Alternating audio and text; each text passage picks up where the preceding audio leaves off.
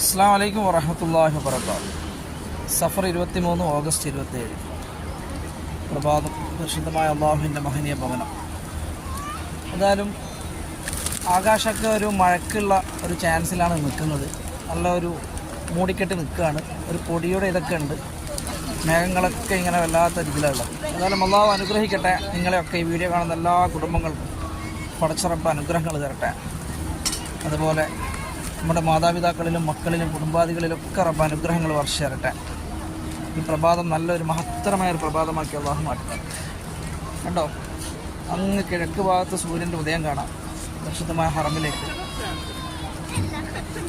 റബ്ബ് നമ്മുടെ കുടുംബങ്ങളിലൊക്കെ സന്തോഷം നൽകട്ടെ.